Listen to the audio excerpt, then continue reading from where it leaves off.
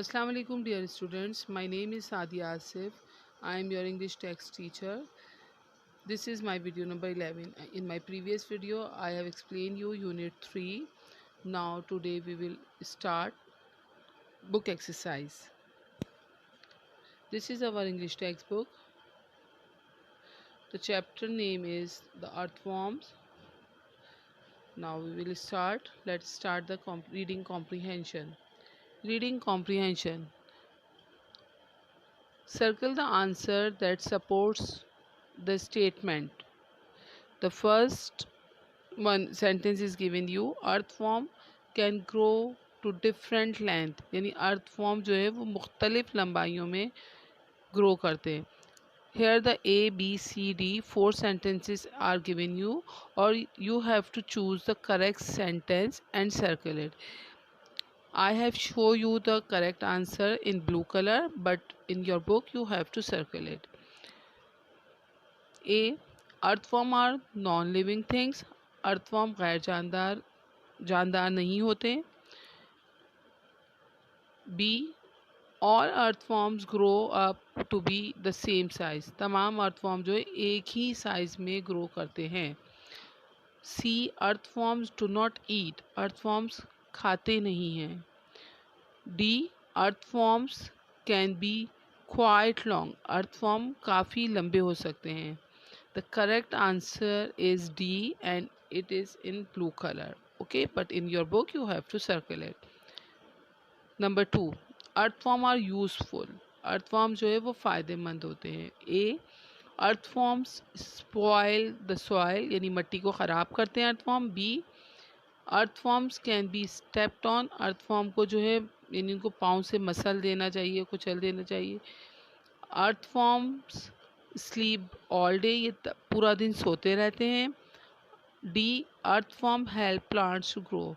The correct answer is D. Earthworm help plants grow and you have to circle the D.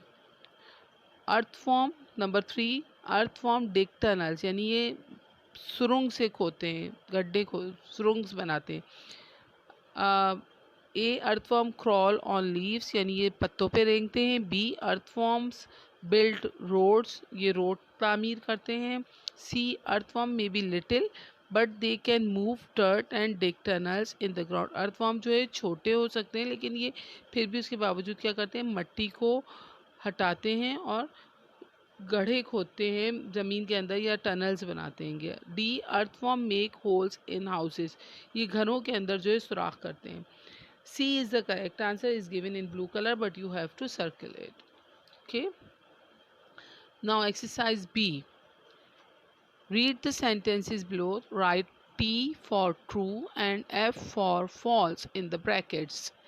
Okay. In the front brackets are given you. You have to write T for true. अगर answer आपका right होगा तो आप T लिखेंगे और आपका wrong होगा यानी आपके चैप्टर से नहीं मैच करेगा तो आप उसको एफ लिखेंगे.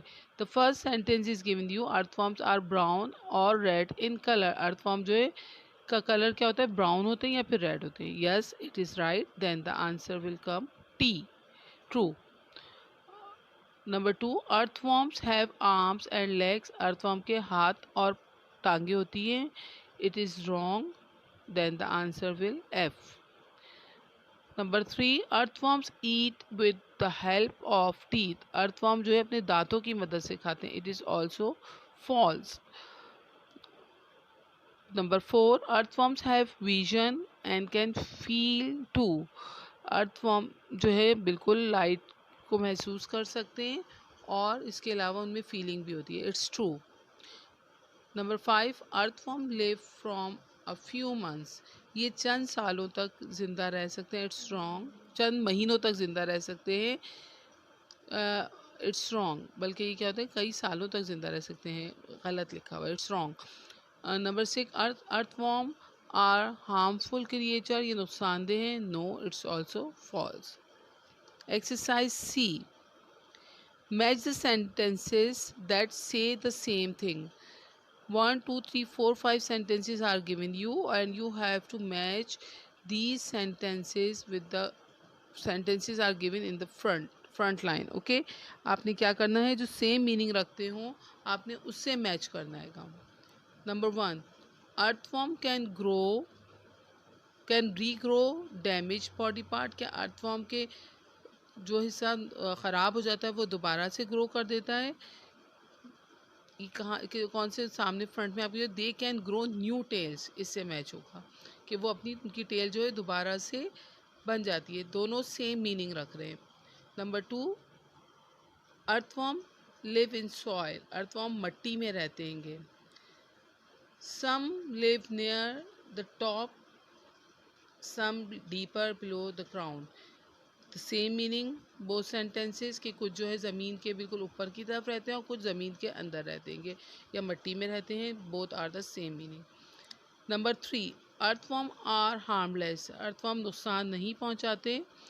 तो earthworm earthworms hurt no one, इससे मैच होगा कि नहीं, अर्थवॉर्म जो है नुकसान नहीं पहुंचाते, सेम मीनिंग है। Number 4, earthworms can be eaten up. Earthworms को हम खा सकते हैं।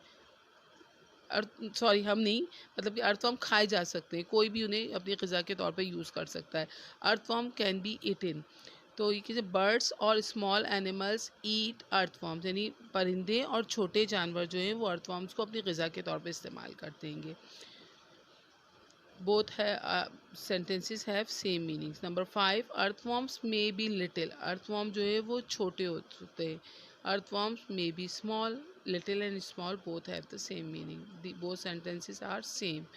Okay, children, these are the few exercises which we have done.